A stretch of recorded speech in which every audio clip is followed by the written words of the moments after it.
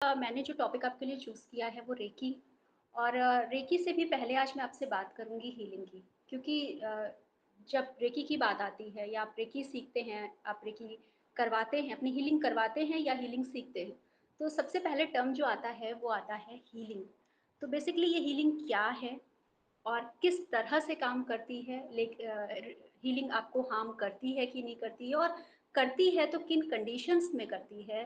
आज का basic session जो है वो इस पर है और फिर हम बात करेंगे रेकी की भी। तो हीलिंग क्या है? आप चाहे प्राणिक हीलिंग करें, आप लामा फेरा सीखें, आप रेकी सीखें, आप कोई और टेक्निक सीखें, आप कुछ भी सीखें, किसी भी फॉर्म में आप हीलिंग करें, हीलिंग बेसिकली आपकी खुद की भी होती है और हीलिंग दूसरे की भी होती है। लेकिन सबसे पहले हीलिंग खुद की होती है। वो कहते हैं ना कि जो इंसान खुद भूखा है वो दूसरे का पेट कैसे भरेगा, राइट? तो बस ये कॉन्सेप्ट जो है ये वर्क करता है कि सबसे पहले आपको हील होना चाहिए, उसके बाद ही आप दूसरे को हील कर सकते हैं या आप दूसरे को किसी भी फॉर्म में आप ठीक कर सकते हैं। मेन जो दूसरी बात है वो ये है कि हीलिंग की जब हम बात करते हैं यानी कि हीलिंग जुड़ती है स्पिरिचुअलिटी के साथ में। और जब स्पिरिचुअलिटी के साथ में जुड़ती है और यूनिवर्स के साथ में जुड़ती है, तो आप ये मान के चलते हैं कि कभी भी आप हीलिंग को नहीं चुनते। आप नहीं कहते कि मुझे ये सीखना है। आपका ध्यान ऑटोमैटिक उस तरफ जाता है। दैट मीन्स हीलिंग आपको चुनती है। आपको हीलिंग से जुड़ना है या आप बहुत परेशान हैं, बहुत सारे लोग हैं, अभी भी यूनिवर्स में कितने सारे लोग हैं, जो बहुत सारी चीज़ों से परेशान हैं। लेकिन वो अपनी हीलिंग करा के अपने उस कर्म को या अपने उस परेशानी को ख़त्म नहीं करते क्योंकि उनका ध्यान नहीं जाता है। तो हीलिंग आपको चुनती है कि अब तुम्हारा टाइम आ गया है इस चीज़ से निकलने का, इस चीज़ से कोप अप करने का, इस चीज़ से बाहर आने का। आप हीलिंग को कभी नहीं चुनते। आप अगर सोच भी लोगे ना कि हम ये सीखेंगे या फिर हम हीलिंग करवाएँगे, कोई ना कोई रुकावट आ जाएगी अगर यूनिवर्स ने आपको नहीं चुना है हीलिंग के लिए। तो ये बात हमेशा ध्यान रखिए कि जब बात हीलिंग की होती है, तो आप कभी हीलिंग को नहीं चुनते, हीलिंग आपको चुनती है, राइट? और हीलिंग वहाँ पे वर्क नहीं करती है जहाँ पर ईगो होता है। बहुत सारे हीलर्स, ज़्यादातर हीलर्स ये कहते हैं कि मैं हीलिंग कर रहा हूँ या मैं हीलिंग कर रही हूँ, राइट? मैं हीलर हूँ। आप आप हीलर नहीं हैं। और अगर आप ये कहते हो कि मैं हीलर हूँ या मैं हीलिंग कर रहा हूँ, तो फिर आप अपने लिए एक मुसीबत क्रिएट करते हैं। क्यों? ये समझने का कॉन्सेप्ट है और समझने की बात है कि जब आप ये कहते हैं कि यूनिवर्स हीलिंग कर रहा है, क्योंकि जब जो भी लोग हीलिंग से जुड़े हैं वो अच्छी तरह से जानते हैं कि कहीं से हीलिंग आ रही है, कहीं से वो इंसान या आप खुद हील हो रहे हैं। चाहे आपका पेशेंट है, व्यक्ति है या आप खुद हैं, आपको कोई हील कर रहा है, राइट? और वो आपको जब आप सीखते हो तो सिखाया जाता है। लेकिन जो लोग ये कहते हैं या जिनमें ये ईगो आ गया है कि मैं हीलर हूँ और मैंने इतने लोगों को ठीक किया है, वो फिर ईश्वर के काम में इंटरफेयर कर रहे हैं। आपने अपने आप को अगर मान लिया है कि मैं हीलर हूँ, इसका मतलब कि उसकी हीलिंग आप कर रहे हैं और आप उसके कर्मों में इंटरफेयर कर रहे हैं। तो यूनिवर्स बोलने वाला है, बेटा तुमने जो मैंने इसको पनिशमेंट दिया था वो तुमने अपने सर लिया है क्योंकि तुम हीलर हो, तो अब तुम भोगो। तो वो लोग जो इफ़ेक्ट होते हैं हीलिंग से, उसका मेन रीज़न यही है कि आप में ईगो आ गया है कि मैं हूँ, है ना? और जहाँ पर मैं आ गया, वहाँ पर हीलिंग यूनिवर्स नहीं कर रहा, आप कर रहे हैं। तो और जब दूसरे आते हैं, आप ग्रैटिट्यूड के फॉर्म में है कि यूनिवर्स ने आपको चुना है और वो हीलिंग कर रहा है, तो आपने सारा छीका उसको दे दिया कि आपको कितनी हीलिंग करनी है आप जानो, इसकी हीलिंग होनी है कि नहीं होनी है आप जानो। हम लोग बेसिकली यही करते हैं कि करने वाला वो है, हम सिर्फ चैनल हैं। तो रेकी की बात करूँ, बाकी में मुझे नहीं पता कि क्या कहते हैं, मगर हम रेकी की बात करें तो हम बेसिकली चैनल्स कहलाते हैं। आप मीडिएटर बन जाते हो, जिसके थ्रू वो एनर्जी जो है, वो पास ऑन होती है उस व्यक्ति पे जिसकी आप हीलिंग कर रहे हो या फिर आपके ऊपर पास ऑन होती है कि आप अपने कर्मों को या अपनी परेशानी को दूर कर रहे हो। तो आप कभी भी हीलर नहीं हैं, आप कभी भी किसी की हीलिंग नहीं करते हैं। हीलिंग हमेशा यूनिवर्स करता है। ये हुई दूसरी बात। तीसरी बात कि कई लोगों के मन में ये सवाल आता है कि जब आप किसी को हील करते हैं, तो क्या आप उसकी बीमारी से इफ़ेक्ट होते हैं? क्या आप पर वो बीमारी आ सकती है? क्या आप उस बीमारी से जकड़ सकते हैं, या वो इश्यू, कोई भी इश्यू है अगर, वो इश्यू आपके साथ क्रिएट हो सकता है। आप फाइनेंशियल हीलिंग किसी की कर रहे हैं, तो क्या आपको वो हार्म करेगा? तो इसका जवाब भी वही है कि जब तक आप मीडिएटर रहते हैं, वो आपको हार्म नहीं करेगा।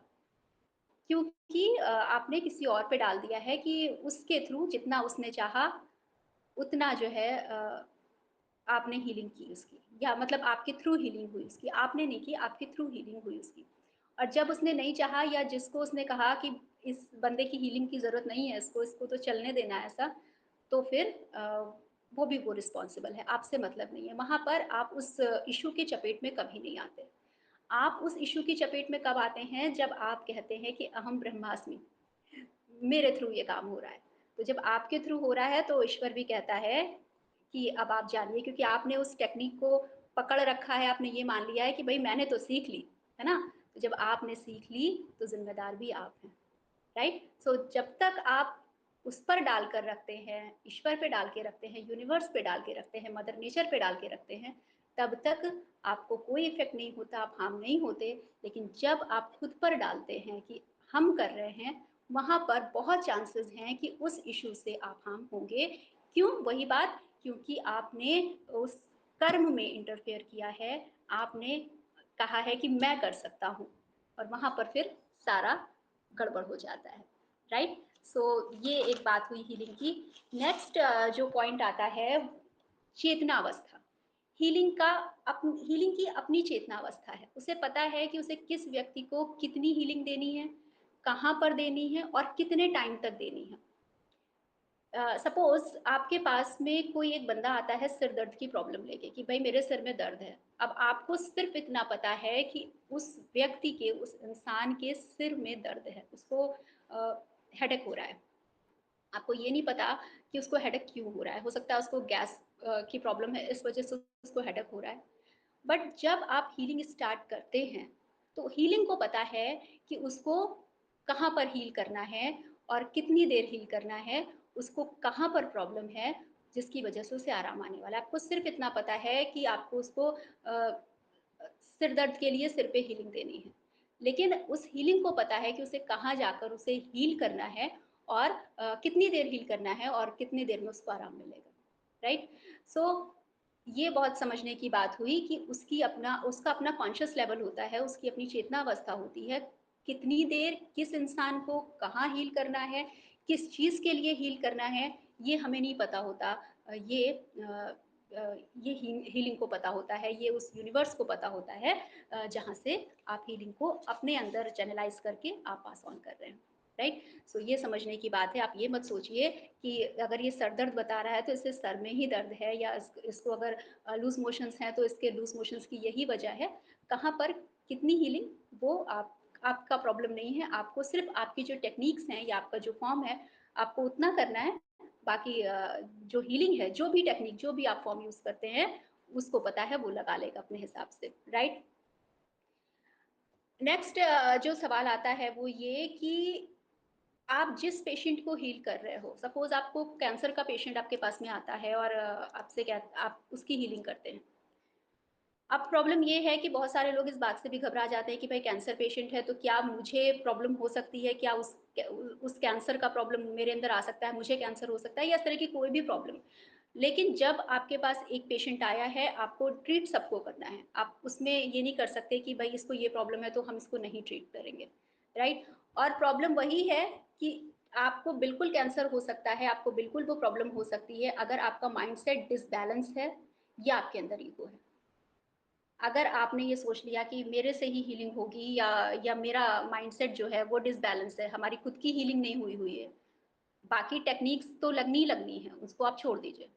लेकिन अगर आपका माइंडसेट डिसबैलेंस है, आपके अंदर ईगो है, आपके अंदर ये फॉर्म है कि मेरे थ्रू ही हीलिंग हो रही है, तो वहाँ पर आप बिल्कुल, कोई भी बीमारी हो या कोई भी इश्यू हो, जैसा कि मैंने पहले कहा, आप उसकी चपेट में बिल्कुल आ सकते हैं। तो अब हमें यहाँ पर ये समझ में आ गया कि हमारी हीलिंग बेसिकली, या हमारे पेशेंट की हीलिंग बेसिकली हम नहीं कर रहे, वो यूनिवर्स कर रहा है। और यूनिवर्स के साथ जुड़ जाती हैं कई चीज़ें, जैसे कि मदर नेचर, हीलिंग पावर, पंच तत्व और यूनिवर्सल एनर्जी। जिस भी फॉर्म में आप हीलिंग करते हैं, आपको जो भी फॉर्म सिखाया गया है या सिखाया जाता है, उससे जुड़े जो भी तत्व हैं, जो भी यूनिवर्सल एनर्जी है, या मदर नेचर है, उसके थ्रू आपके अंदर हीलिंग हो रही है या आप हीलिंग कर पा रहे हैं। आपका अपना उसमें कोई भी रोल नहीं है। हम रेकी की बात करें या मुझे लगता है प्राणिक हीलिंग में भी ऐसा होता है कि चक्रास के थ्रू हीलिंग होती है, क्योंकि वो जो एनर्जी ऊपर से उतर रही है, वो एनर्जी आप दूसरे तक कैसे पहुँचाओगे? वो एनर्जी आप दूसरे तक पहुँचाते हो अपने चक्रास में बैलेंस करते हुए, राइट? तो आपके जो 7 चक्रास हैं, उनमें बैलेंस करते हुए आप वो एनर्जी पास ऑन करते हैं दूसरे पर। दूसरे पर वो एनर्जी जो है वो आप पहुँचाते हैं। तो आपके खुद के चक्रास बैलेंस होने चाहिए, उस पर अभी हम बात करेंगे कि आपका जब जब तक आपका खुद का बैलेंस नहीं होगा बॉडी पे या आपके चक्रास पे या आपकी एनर्जी पे, तब तक आप दूसरे की हीलिंग नहीं कर सकते। तो अब यहाँ तक हमें ये बात समझ में आ गई कि जिस भी इंसान के पास में स्पिरिचुअल ईगो है या वो झुकना नहीं जानता है, उसमें ग्रैटिट्यूड की कमी है, वो इंसान कभी भी किसी की हीलिंग नहीं कर सकता। किसी की तो छोड़ दीजिए, अपनी खुद की नहीं कर सकता। उसमें कहीं न कहीं कुछ न कुछ डिसबैलेंस रहेगा ही, क्योंकि हीलिंग तो होगी। हीलिंग के भी 2 फॉर्म होते हैं, ये भी समझने की बात है। एक फॉर्म आपको पॉज़िटिव हील करता है, एक नेगेटिव हील करता है। अगर आप दूसरे फॉर्म में पहुँच जाते हो, तो आप में ईगो बहुत हाई हो जाता है, राइट? और वो फिर आपकी चक्रास को डिसबैलेंस करता है, आपको डिसबैलेंस कर देता है पूरी तरह से। फिर आपकी खुद की लाइफ में कुछ भी बैलेंस नहीं रह जाता, आपका खुद का दिमाग खराब हो जाता है। तो इसलिए जिस भी इंसान में स्पिरिचुअल ईगो है या फिर जिस भी इंसान में ग्रैटिट्यूड की कमी है, वो इंसान कभी भी एक अच्छा हीलर या एक अच्छा रेकी चैनल, अच्छा चैनल कभी नहीं बन सकता, अच्छा मीडिएटर कभी नहीं बन सकता। राइट? सुमित जी, पता चलेगा, सब कुछ पता चलेगा। फिलहाल आज हम हीलिंग की बात कर रहे हैं सिर्फ।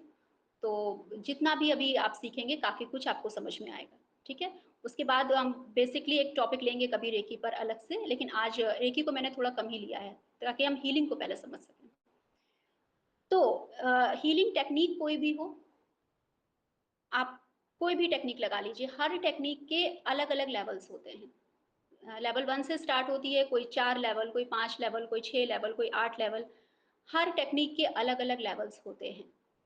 लेकिन ज़रूरी नहीं है कि आप अगर लास्ट लेवल तक सीख चुके हैं, तो आप बहुत महान बन जाएँगे या आपसे बड़ा फिर कोई नहीं रहेगा, ऐसा कुछ भी नहीं है।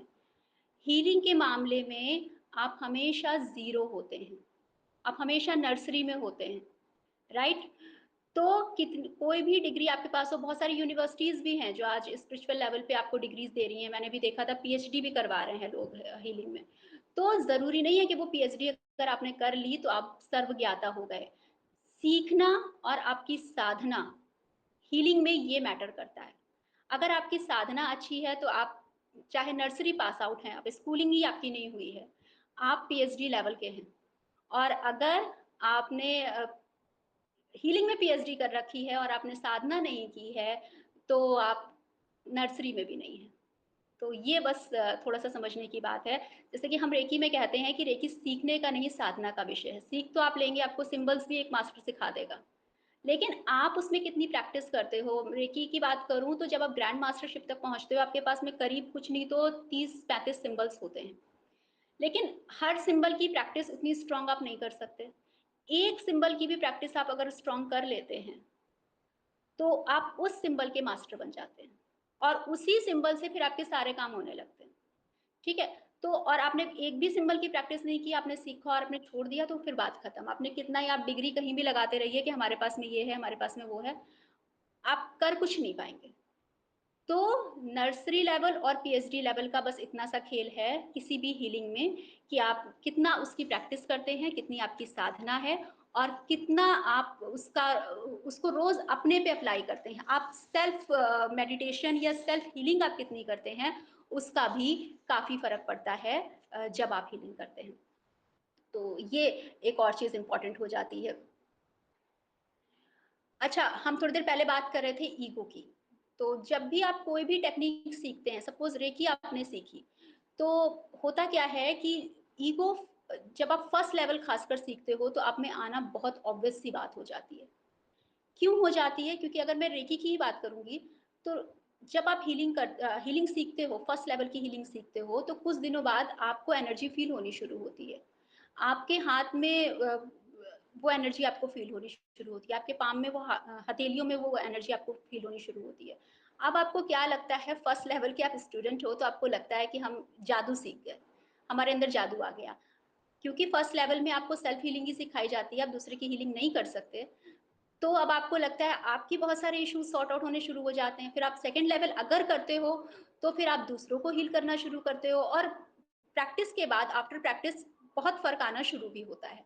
अब आपको ये ईगो और बढ़ जाता है कि अच्छा अब तो मतलब हम जादूगर हो गए, अब हमारे पास में जादू आ गया। तो इन लेवल्स पे ख़ासकर शुरुआती लेवल्स पे आपके अंदर ये जो ईगो है, इसके बढ़ने के बहुत चांसेस रहते हैं और यहीं पर आपको अपनी एनर्जी को सँभालना बहुत ज़रूरी होता है क्योंकि यहीं से डिसबैलेंस हो गई। बहुत कम लोग हैं जो हीलिंग में बात करूँ तो बहुत दूर तक जाते हैं, क्योंकि उनको फर्स्ट लेवल के बाद ही लगता है कि वो राजा बन गए। मैंने जब फर्स्ट लेवल सीखा था तो मेरे जो गुरु थे उन्होंने मुझसे यही बोला था कि फर्स्ट लेवल के बाद लोगों को मज़ा आने लगता है और फिर वो सेकंड लेवल के लिए आते ही नहीं है। और ये बात आपको बाद में समझ में आती है कि ऐसा क्यों होता है, क्योंकि उनको लगता है कि अब हम ज्ञाता हो गए, हमारे पास बहुत कुछ आ गया, तो वो नेक्स्ट लेवल पर जाने की कोशिश भी नहीं करते, ट्राई भी नहीं करते, वो उसी में खुश रहना शुरू हो जाते हैं। तो इसलिए इस ईगो से आपको फर्स्ट और सेकंड लेवल पे बचना बहुत ज़रूरी होता है। यहीं पर वो अहम ब्रह्मास्मि जो मैंने बोला ना, वो वाली बात आपको यहीं पर आती है। अब आपको करना यही है कि फर्स्ट लेवल अगर आपने सीखा है या आप सेकंड लेवल के स्टूडेंट हैं, तो यहाँ पर आपको खुद को ज़ीरो मानना है। क्योंकि जब ज़ीरो होता है इंसान तो उसमें बहुत ज़ीरो में ही बहुत कुछ है ना? ज़ीरो में ही सारी पावर है।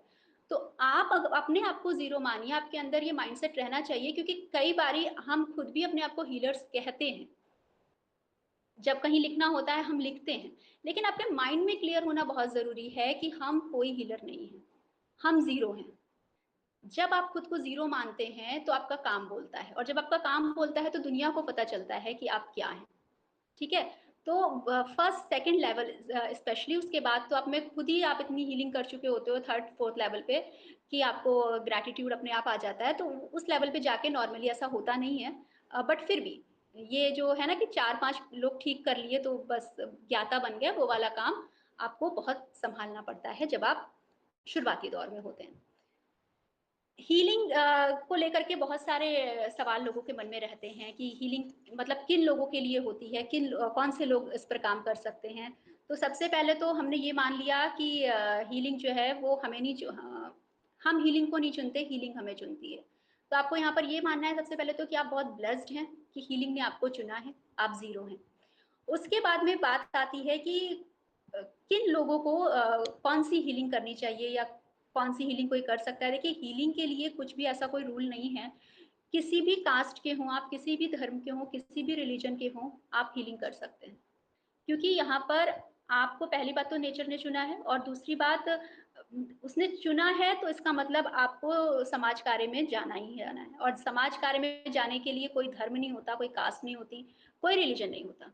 तो जब दूसरों की भलाई आप करते हैं तो रिलीजन, कास्ट और ये सारी चीज़ें धरी की धरी रह जाती हैं। तो इसलिए कोई भी आप किसी भी धर्म में बिलॉन्ग करते हो, आप किसी भी ईश्वर को मानते हो, आप किसी भी रिलीजन के हों, आप हीलिंग कर सकते हैं, आप हीलिंग सीख सकते हैं। सेकंड जो पॉइंट है और सबसे इम्पोर्टेंट पॉइंट है कि हीलिंग कोई भी टेक्निक आप सीखें, विश्वास के बिना वो काम नहीं करती है और विश्वास दोनों का होना चाहिए। मतलब जो हील कर रहा है और जो हीलिंग ले रहा है, दोनों का विश्वास बहुत ज़रूरी है। कुछ वैसा ही है जैसे मोहल्ले का डॉक्टर भी कुछ लोगों को बड़ा सूट कर जाता है और एम्स में जाकर भी उन्हें लगता है कि फालतू खर्चा हो गया और हम यहाँ से ठीक नहीं हुए। होता है ना? तो ये इसीलिए होता है क्योंकि विश्वास होता है। शायद हो सकता है जो बड़े हॉस्पिटल्स हैं उसमें पढ़ाई ज़्यादा हुई हो, ज़्यादा अच्छी हुई हो या फ़ॉरेन से होकर आई हो। लेकिन वो जो आपका विश्वास है, वो आपको ज़्यादा हिम्मत देता है या ज़्यादा आपको आपके अंदर से आपकी खुद की हीलिंग कर देता है कि आपको वो छोटे से क्लिनिक की दवा भी बहुत सूट कर जाती है और आप ठीक हो जाते हैं। तो यहाँ पर भी बिना विश्वास के अब आप हीलिंग करवाने गए हैं, आपको लग रहा है कि क्या है, बेकार का है, कुछ नहीं होगा। तो सच में कुछ नहीं होगा। या फिर अगर हीलर को लग रहा है कि पता नहीं ये ठीक होगा कि नहीं होगा, तो फिर वो हीलिंग बेकार है। तो विश्वास के बिना आप कोई भी टेक्निक लगा लें, कभी भी हीलिंग वर्क नहीं करती है, राइट? नेक्स्ट एक पॉइंट आता है कि हीलिंग किस उम्र में स्टार्ट की जा सकती है, कौन सी एज हो सकती है जो आप हीलिंग स्टार्ट कर सकते हैं। एक हीलर 8 साल का बच्चा भी हो सकता है और 80 साल का बुजुर्ग भी हो सकता है। हीलिंग के लिए कोई एज नहीं होती है, सिर्फ भावना होनी चाहिए, श्रद्धा होनी चाहिए और साधना होनी चाहिए। और उसके बाद हीलिंग के लिए कोई भी एज नहीं होती कि आप इस एज में जा कर के हीलिंग स्टार्ट कर सकते हैं। जैसे कि पूजा पाठ के लिए होता है नॉर्मली कि आप अब 60 साल हो गए, अब जा कर के पूजा शुरू करनी चाहिए, अब दिन आ गए हमारे, वैसा कुछ नहीं है, ठीक है? तो आप कभी भी किसी भी एज में या आपके बच्चे किसी भी एज में हीलिंग से जुड़ सकते हैं, हीलिंग स्टार्ट कर सकते हैं। जेंडर का कोई रोल नहीं होता जब आप हीलिंग करते हैं। ऐसा कुछ भी नहीं है कि अगर आप फीमेल हैं तो आप मदर नेचर से ज़्यादा कनेक्ट करेंगे, या अगर आप मेल हैं, आप ज़्यादा स्ट्रांग हैं, तो आप ज़्यादा अच्छी हीलिंग करेंगे। यहाँ पर ऐसा कुछ नहीं होता, कोई जेंडर का रोल नहीं है। आप जितनी साधना करेंगे, जितनी प्रैक्टिस करेंगे, उतने ही ज़्यादा आप अच्छे हीलर होंगे, आप दूसरों की हीलिंग अच्छी कर पाएँगे, आप दूसरों को ठीक कर पाएँगे, आप अ, अच्छा काम कर पाएँगे अपनी फ़ील्ड में। आपने चाहे कोई भी टेक्निक सीखी हो, ये मैं सारी टेक्निक्स के लिए कह रही हूँ, सिर्फ़ रेकी के लिए नहीं। आपकी साधना बहुत इम्पोर्टेंट है, आपकी प्रैक्टिस बहुत इम्पोर्टेंट है, आपकी सेल्फ हीलिंग बहुत इम्पोर्टेंट है, क्योंकि जब तक आप सेल्फ हीलिंग नहीं करेंगे, आप किसी को ठीक कभी नहीं कर सकते, राइट? बाउंड्रीज और रिस्ट्रिक्शंस, जो कि अभी हम वही बात करेंगे आगे, कि बाउंड्रीज और रिस्ट्रिक्शंस भी हो सकते हैं जब आप हीलिंग करते हैं, बिल्कुल हो सकते हैं। जैसा कि मैंने कहा कि जब आप सेल्फ हीलिंग नहीं करते हैं तो आप एक अच्छे हीलर नहीं हो सकते। तो सबसे इम्पॉर्टेंट चीज़ है मेडिटेशन और सेल्फ हीलिंग। क्यों? क्योंकि जब आप मेडिटेशन नहीं करते, जब आप सेल्फ हीलिंग नहीं करते, तो आपका खुद का ऑरा वीक होने लगता है, और जिसका खुद का ऑरा वीक होगा, वो जब दूसरे की हीलिंग करेगा, तो दूसरे के ऑरा से आपका ऑरा टकराएगा, और वो सारी जो उसकी बीमारियां हैं या उसके इश्यूज हैं, वो फिर आप अपने अंदर उनको लेकर के चले आएंगे, और फिर आप कहेंगे कि ये मुझे क्या हो रहा है। वो तो हो सकता है शायद ठीक भी हो जाए, लेकिन वो सारी चीज़ें आप अपने अंदर भर लेंगे। तो पहली चीज़ तो जब आप हीलिंग सीखते हो, तो आपको टेक्नीक सीखते हो बेसिकली कोई, तो आपको प्रिकॉशन सिखाए जाते हैं, आपको बताया जाता है कि किस तरह से आप खुद को प्रोटेक्ट रख सकते हैं, लेकिन वो भी तभी वर्क करता है जब आपका अपना ऑरा स्ट्रांग होगा, आपकी खुद की हीलिंग होगी, और आप खुद से मतलब स्ट्रांग होंगे, और खुद को प्रोटेक्ट आप करने का दम रखेंगे, क्योंकि आपका प्रोटेक्शन भी तभी वर्क करेगा। अगर आपने प्रोटेक्शन लगा लिया, सपोज आपको बता दिया गया कि भाई ये करना है, और आपने लगा भी लिया, लेकिन सामने वाले की अगर नेगेटिव एनर्जी इतनी स्ट्रांग है कि उसने एक हथौड़ा मारा, और आपका क्या, जब आपका खुद का ऑरा स्ट्रांग नहीं है, तो आपने कितना भी प्रोटेक्शन लगाया हो, एक बार मारने से, दो बार मारने से, तीन बार मारने से आपका प्रोटेक्शन टूट जाएगा, ठीक है? तो क्योंकि जब आप किसी की हीलिंग करते हो, तो कुछ ना कुछ इफेक्ट तो फिर पड़ता है। तो अगर आपका ऑरा वीक है, तो फिर एनर्जी वीक है, और जब एनर्जी वीक है, तो फिर वो आप पर इफेक्ट डालेगी डालेगी। इसलिए बहुत ज़रूरी है कि अपनी हीलिंग, सेल्फ हीलिंग और मेडिटेशन करें। आपको जो टेक्निक्स बताई जाएंगी, जिस भी हीलिंग फॉर्म को आप सीखते हैं, उन टेक्निक्स को आप फॉलो करें, और तब जो है आप एक अच्छे हीलर जो हैं वो बन सकते हैं। वरना फिर आप वो तो शायद जैसे कि मैंने कहा ठीक भी हो जाए, आप ठीक नहीं हो पाएंगे फिर, ठीक है? क्योंकि वो एक बार आप जकड़ गए तो फिर बहुत मुश्किल होती है, फिर आप 10 बीमारियां लेके घूमेंगे डॉक्टर्स के पास में, और फिर आपको लगेगा कि बेकार की टेक्निक है, मतलब मैंने बेकार ही सीख ली, मुझे नहीं सीखना चाहिए था, ये सब कुछ नहीं होता, और उल्टा गलत हो जाता है। तो ये सारी चीज़ें तभी शुरू आती हैं। हीलिंग बेसिकली आपके ऑरा से शुरू होती है। शुरुआत में आप सीखेंगे, बहुत सारी चीज़ें सीखेंगे, टेक्निक्स लगाना, सिंबल्स लगाना, या किस तरह से हीलिंग करनी है, सब कुछ आप सीखोगे। लेकिन जब आप प्रैक्टिस और साधना के साथ आगे बढ़ते हो, तो आपके सामने जब कोई आता है ना, एक होता है ना कि लोग आपके पास आके कहते हैं इसके साथ बड़ा अच्छा लग रहा है, तो वो इसीलिए होता है क्योंकि आपके सामने जब कोई आएगा, आपको खुद समझ में आएगा इसे हीलिंग की ज़रूरत है, आपके ऑरा को समझ में आएगा कि इसे हीलिंग की ज़रूरत है, और आपकी हीलिंग वहीं स्टार्ट हो जाती है।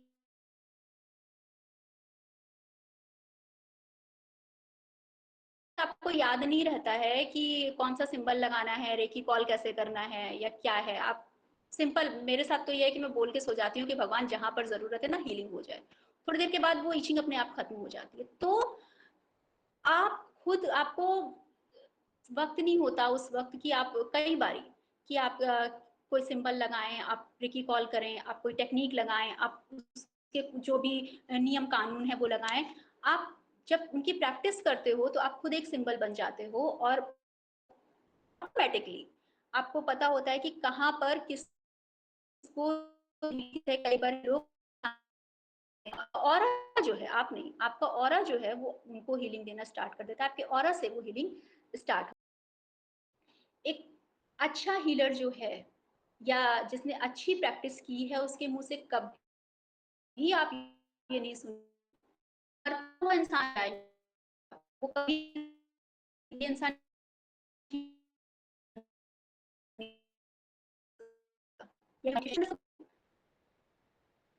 कि पता होगा, लेकिन कि मेरे से कुछ नहीं होगा, जो होगा उससे होगा। तो वो कभी भी ये आपको कहते नहीं सुनेंगे आप उसको कि ये बंदा जो है ये ठीक नहीं हो सकता, आप बेकार लेकर आए, आप इसे ले जाइए। जैसे एक अच्छा डॉक्टर, बहुत बहुत लास्ट में डॉक्टर्स कहते हैं कि अब घर ले जाइए, जब उन्हें पता होता है। लेकिन हीलर जो है वो वहां पर भी कोशिश करता है कि शायद, क्योंकि सांसें हमें नहीं पता कि कितनी लिखी हैं, हो सकता है कि कुछ सांसें लिखी हों, चाहे हम जितनी भी कंडीशन उसकी देखें। तो हमेशा नेगेटिव कभी नहीं बोलेंगे, हमेशा आप यही बोले कि कोच उसके हाथ में, ठीक है, तो सब कुछ ठीक हो जाएगा। वाली कंडीशन जो वो हमेशा आगे चलनी है, क्योंकि आपके नहीं, आपको नहीं पता है कि किस बंदे के साथ कौन कितना जिएगा। तो ये ध्यान रखना है। तो जितने भी मूवमेंट्स हैं हाथ के या सिंबल्स हैं या जितनी भी चीज़ें हैं वो शुरुआती दौर में काम आती हैं और उसके बाद आप खुद एक सिंबल बन गए होते हैं। आपको खुद पता होता है कि कहाँ से आपको हीलिंग स्टार्ट करनी है, कैसे करनी है, कितनी देर किसको हीलिंग देनी है, ये आपको समझ में आ जाता है किसको हीलिंग की ज़रूरत है। कुछ इतने सिद्ध पुरुष होते हैं जो आपकी तरफ देखेंगे भी ना, मैंने देखा है, तो आप रो पड़ेंगे, क्योंकि उन्हें ऐसा, आपको भी ये पता चल जाता है कि उन्हें एहसास है कि आप तकलीफ में हैं। तो वो असली सिद्धि होती है। वहां तक पहुंचने के लिए बहुत प्रैक्टिस की जरूरत होती है और वहां तक पहुंचने के लिए आपको रोज प्रैक्टिस करनी है, रोज साथ करनी है। आपके पास 50 सिंबल है वो मायने नहीं रखता है, आपकी एक सिंबल पर भी साधना कितनी है। आपकी एक टेक्निक, हजारों टेक्निक आज लोग सीख रहे हैं, ये तो हाँ, ये भी एक पॉइंट है। आज रेकी भी सीखी है, प्राणिक हीलिंग भी सीखी है, लामा फेरा भी सीखा है, मतलब कुछ नहीं छोड़ा है। लेकिन आता कितना है, प्रैक्टिस कितनी है भाई। जिन लोगों ने लामा फेरा भी सीखा है, रेकी के मनी रेकी, करुणा रेकी और ये रेकी, जितना भी कुछ आपने सीखा है, कितने सारे सिंबल हो गए। अगर मुझे लगता है 100 सिंबल्स पे आपने सीख लिए, आपने प्रैक्टिस कितने की, सारे फॉर्म सीखे हुए हैं। जब कोई पूछ रहा है, हाँ लिखते जा रहे हैं, ये भी है, ये भी, ये भी है, लेकिन आता कितना है ना, सीखा कितना है, आता भी है चलिए, सीखा कितना है, साधना कितनी है। और वही शक्तिपात जब आप दूसरों को देते हैं, आप अट्यूनमेंट दूसरों को देते हैं, आपकी खुद की साधना नहीं है, तो आप क्या अट्यूनमेंट देंगे। आप अट्यून तो कर देंगे उसको, लेकिन एनर्जी तो आप ही की पास ऑन हो रही है, अपनी एनर्जी से तो आप उसको अट्यून कर रहे हो। तो जब आपकी एनर्जी आपको ही नहीं पता, कितनों को तो याद भी नहीं है कि कौन सा सिंबल किस चीज के लिए काम करता है, इतने सारे सीख लिए।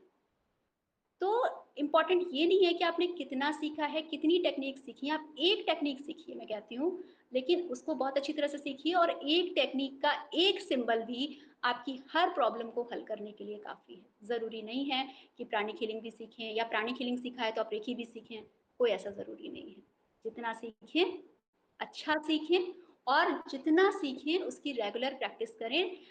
हीलिंग जो है वो बेसिकली मैथ्स के सवालों की तरह है, जब तक आप उसकी प्रैक्टिस नहीं करोगे आपको फायदा नहीं मिलने वाला, और जब खुद को फायदा नहीं मिलने वाला तो आप दूसरों को फायदा नहीं दे सकते। यहाँ तक सबको क्लियर है, किसी को कुछ पूछना तो नहीं है।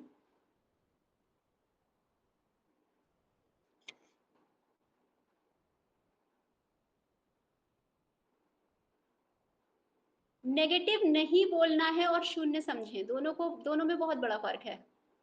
नेगेटिव नहीं बोलना है इन द सेंस, देखिए, जब भी आपको पता है कि नहीं, मैं आपको कैसे समझाऊं, नेगेटिव नहीं बोलना है से मतलब है कि आपको पता है कि सामने वाला बड़ी परेशानी में है, ठीक है, और आप जाकर आप भी उसको यही बोल रहे हो कि तुमने तुमने तो कदम ही गलत उठाया था, तुम्हारा तो कुछ नहीं हो सकता। या आप खुद के लिए कितनी बार नेगेटिव बोलते हो, है ना? खुद एक किसी का फ़ोन भी अगर मिस हो जाता है आपसे, नहीं उठाता बंदा, तो आप सबसे पहले क्या सोचते हैं? कहीं एक्सीडेंट तो नहीं हो गया? कहीं कुछ गलत तो नहीं हो गया? मतलब इंसान मीटिंग में हो सकता है, इंसान का फ़ोन कहीं पड़ा हो सकता है, बहुत सारी चीज़ें होती हैं।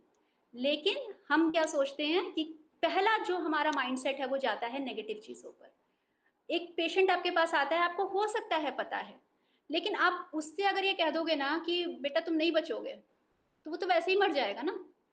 तो ये एक चीज़ ध्यान रखने की ज़रूरत है कि आपको कहाँ पर बोलना है, क्योंकि आपको जैसा कि मैंने कहा नहीं पता है कि कितनी साँसें उसकी लिखी हैं, है ना? कभी-कभी ऐसा भी होता है कि लोग डेड डिक्लेयर कर देते हैं, उसके बाद भी इंसान ज़िंदा हो सकता है अगर उसकी साँस लिखी है तो।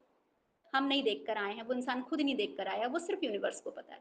दूसरी चीज़ शून्य समझने का मतलब भी यही है कि जो मैं कह रही हूँ कि हमें नहीं पता है कि कितनी साँसें लिखी हैं, तो हम ज़ीरो हैं। ठीक है, हम ज़ीरो हैं, उसको पता है कि अ, इंसान कितना जिएगा, जिएगा कि नहीं जिएगा, हील होगा कि नहीं होगा, उसको पनिशमेंट मिलेगा उसके कर्मों का कि नहीं मिलेगा, हमें नहीं पता, वो उसको पता है। ठीक है अमित सुमित जी? और किसी का कोई सवाल तो नहीं है?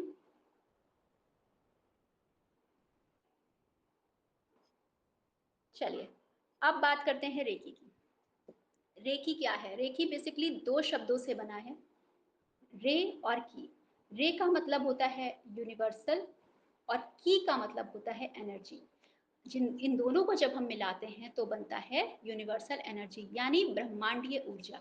यानी वो ऊर्जा जो ब्रह्मांड से पास ऑन हो रही है उसे हम कहते हैं रेकी, राइट? अब क्योंकि जो हम थोड़ी देर पहले बात कर रहे थे, जब रेकी यूनिवर्सल एनर्जी है तो हम ये कभी नहीं कहेंगे कि हम हीलर हैं, क्योंकि यूनिवर्स की एनर्जी पर हम हक जताने वाले कोई नहीं होते। वो आप तक पहुंच रही है, आप दूसरों को हील कर पा रहे हैं, आप एक चैनल के थ्रू उनमें एनर्जी पास ऑन कर पा रहे हैं। ये बहुत ब्लेसिंग की बात है कि यूनिवर्स ने, रेकी ने आपको चुना है। ठीक है, तो आप यहाँ पर ये कभी नहीं कहते कि हम हीलर हैं, हीलर वो है, हील करने वाला वो है।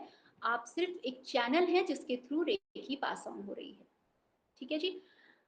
दूसरा पॉइंट एक बहुत बढ़िया है कि रेकी की शुरुआत कहाँ से हुई। रेकी की जब हम बात करेंगे, आप जब भी सीखेंगे या आप जब भी पढ़ेंगे कहीं पर, तो नाम आता है मकाओ उसुई का, जिन्होंने, जो रेकी के फाउंडर कहे जाते हैं, जिन्होंने रेकी, कहा जाता है कि रेकी को जन्म दिया और उनके थ्रू रेकी दुनिया भर में फैली। ये बेसिकली जापान के थे और इसीलिए रेकी को जैपनीज टेक्निक कहा जाता है। अब इसके पीछे एक कहानी ये है कि मकाओ उसुई जो है वो इंडिया आए थे और इंडिया में उन्होंने, वो बनारस में आए थे और बनारस में उन्होंने अथर्ववेद का अध्ययन किया था। इस अध्ययन के दौरान उन्होंने रेकी को पकड़ा था। यहाँ पर उन्हें मिली थी अथर्ववेद के अंदर, जब यहाँ के शास्त्रों का अध्ययन वो कर रहे थे। हम इंडियंस की प्रॉब्लम यही है कि हमारे पास जो होता है वो हमें समझ नहीं आता, हमें उसकी वैल्यू नहीं है, और दूसरों को वो समझ में आता है, चाहे हम इंसान हों, चाहे वो टेक्निक्स हों, दूसरे उठाकर ले जाते हैं। तो रेकी के साथ भी कुछ ऐसा ही हुआ, वो उठाकर इस रेकी को जापान ले गए और वहाँ पर फिर उन्होंने इसे रीडेवलप किया। एक्चुअली मकाओ सुई रेकी के फाउंडर नहीं हैं। जब आप इसके बीज खोजने निकलेंगे तो वो आपको हिंदुस्तान में मिलेंगे, इंडिया में मिलेंगे। इसका जो जड़ है वो इंडिया में है और इंडिया में अध्यात्म में आप जब घुसेंगे तो आपको रेकी टेक्निक डिफरेंट फॉर्म में इंडिया में मिल जाएगी। इनफैक्ट आप जब सीरियल्स देखते हैं, भक्ति सीरियल्स देखते हैं, तब भी आपको मिल जाता है कि छू के कैसे हील किया जाता था हाथों से, बहुत ईजिली उसमें दिखाया गया है। तो रेकी कहीं और से नहीं आई है, रेकी हमारे ही देश की टेक्निक है जिसकी हमें वैल्यू नहीं थी और वो मकाओ सुई ले गए उठा के जापान में, और अभी वो जापानीज टेक्निक टेक्निक कहला रही है, जबकि वो एक्चुअली इंडियन टेक्निक है, हिंदुस्तानी टेक्निक है। और यहाँ के शास्त्रों के अध्ययन, शास्त्रों के ज्ञान से ही उन्होंने इस टेक्निक को निकाला है। और इसलिए मैं ये कभी नहीं कहती हूँ कि रेकी जापान की है। मैंने शुरू में पढ़ा था, जब फर्स्ट क्लास की थी, कि रेकी इंडिया की है, फिर इस पर जब रिसर्च किया तो बहुत सारी चीज़ें मिली और रेकी बेसिकली इंडिया की है, जापान की टेक्निक नहीं है। मगर हाँ, अब आप जब भी पढ़ोगे तो वो अब जापान ही आपको मिलेगा और मकाऊ सुई उसके फाउंडर आपको मिलेंगे। रेकी को हम पाम हीलिंग भी कहते हैं क्योंकि इसका जो हीलिंग है इसके थ्रू जो होती है वो बेसिकली आपके हाथों की हथेलियों से होती है रेकी की हीलिंग। रेकी आँखों से भी होती है और आपके इंट्यूशन से भी होती है। लेकिन शुरुआती हीलिंग जब रेकी की आप करते हैं या आप सीखते हैं तो आप हथेलियों से ही करते हैं। वहाँ तक पहुँचने के लिए कि आप इंट्यूशन और हीलिंग स्टार्ट हो जाए, वहाँ तक पहुँचने के लिए आपको प्रैक्टिस और साधना बहुत करनी पड़ती है। या आँखों से कुछ लोग हील कर लेते हैं, उसके लिए भी साधना की ज़रूरत बहुत होती है कि उनकी इतनी तेज़ एनर्जी निकलती है आँखों से कि इंसान जो है उस तक पहुँचती है हीलिंग, राइट? तो ये कुछ सोर्सेज़ हैं, बट बेसिक हीलिंग जो है वो शुरुआती दौर में या आपकी जब कम प्रैक्टिस है उस दौर में आप हथेलियों से हीलिंग करते हैं। बात करें रेकी के प्रिंसिपल्स की जिन पर रेकी टिकी हुई है और जिनके बिना रेकी अधूरी है, तो 5 प्रिंसिपल्स बेसिकली रेकी के होते हैं और ये सारे प्रिंसिपल आज पर काम करते हैं। यानी सिर्फ़ आज के लिए, हम बात नहीं कर रहे हैं कि हम कल कैसे थे या हम कल कैसे होंगे या हम कल अपनी चीज़ों पर काबू रख पाएँगे कि नहीं, हम बेसिक बात करते हैं रेकी में आज की। तो क्या है वो 5 प्रिंसिपल? सबसे पहला प्रिंसिपल, मैं सिर्फ़ आज के लिए गुस्सा नहीं करूँगी, सिर्फ़ आज के लिए, कल नहीं देखा है हमने, कल की कल देखेंगे।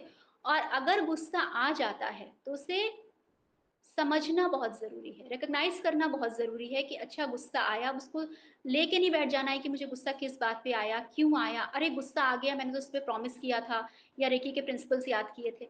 आ गया, उसे याद रखिए कि ठीक है मुझे गुस्सा आ गया, आपने रिकॉग्नाइज़ कर लिया और आप आगे के दिन की शुरुआत कीजिए। अब इसका मतलब ये भी नहीं है कि आप बार-बार गुस्सा करें और बार-बार रिकॉग्नाइज़ करें, राइट? तो सिर्फ़ आज के लिए मैं गुस्सा नहीं करूँगी, सिर्फ़ आज के लिए मैं चिंता नहीं करूँगी, ठीक है?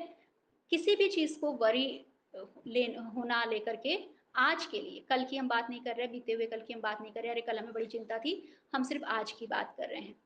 आज के लिए आप ग्रैटिट्यूड फ़ॉर्म में रहेंगे, कृतज्ञ रहेंगे, जो भी चीज़ें हैं, जो भी आपको मिला है, जो भी आपको पूरे दिन मिलेगा या नहीं मिलेगा, उसके लिए भी आप कृतज्ञ रहेंगे, कृतज्ञता के भाव में रहेंगे। 4th पॉइंट जो है कि आप अपने काम को पूरी ईमानदारी से सिर्फ़ आज के लिए, ये याद रखिएगा, ये सेंटेंस ऊपर लिख लीजिएगा, सिर्फ़ आज के लिए। आप अपने काम को पूरी ईमानदारी से और अपने सेंटेंस में लिखिएगा आज सिर्फ़ आज के लिए मैं अपने काम के प्रति पूरी तरह ईमानदार रहूँगी, सिर्फ़ आज के लिए। तो जो भी काम करें उसमें आलस नहीं होना चाहिए, उसमें ये नहीं होना चाहिए कि कल कर लेंगे या बेमन से कर लिया, जो भी काम करेंगे पूरी ईमानदारी से अपना 100% दे के करेंगे और सिर्फ़ आज के लिए अपने और दूसरों के प्रति कृतज्ञ रहेंगे। अपने लिए सबसे पहले तो अपने लिए ग्रैटिट्यूड में रहिए और फिर दूसरों के लिए रहिए। ठीक है? तो ये सारी चीज़ें जो हैं, ये 5 प्रिंसिपल्स जो हैं, इन पर रेकी बेसिकली काम करती है और ये 5 प्रिंसिपल जो भी रेकी चैनल्स हैं या हीलर्स हैं, उनके लिए याद रखने बहुत ज़रूरी हो जाते हैं। इनके बिना रेकी वर्क नहीं करती है ठीक से, फिर आपकी रेकी बाधित होने लगती है और आप में ईगो आने लगता है। नेक्स्ट रेकी आप किस-किस चीज़ के लिए कर सकते हैं? तो देखिए रेकी मैं सही शब्दों में कहूँ आप किसी भी चीज़ के लिए कर सकते हैं। मतलब ऐसा कुछ भी नहीं है कि फिज़िकल हीलिंग, इमोशनल हीलिंग या पास्ट की हीलिंग, आपके पास्ट लाइफ़ की हीलिंग ऐसा कुछ भी नहीं है। आप किसी भी चीज़ के लिए, आपको जो भी इश्यू लग रहा है आप कर सकते हैं। इमोशनल हीलिंग की बात करूँ तो anxiety, depression, low self esteem आप किसी भी चीज़ के लिए कर सकते हैं। फिज़िकल हीलिंग आपको किसी भी तरह की प्रॉब्लम हो आप कर सकते हैं या करवा सकते हैं। सॉरी क्या हो गया? हाँ, तो फिज़िकल हीलिंग आप किसी भी तरह की कर सकते हैं या करवा सकते हैं।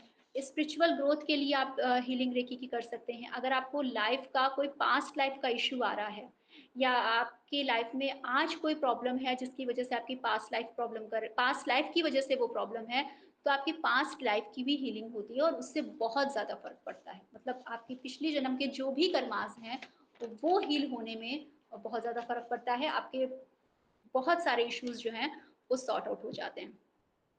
रेकी के बेनिफिट्स की बात करते हैं। किन-किन चीज़ों में रेकी बेनिफिट देती है या दे सकती है?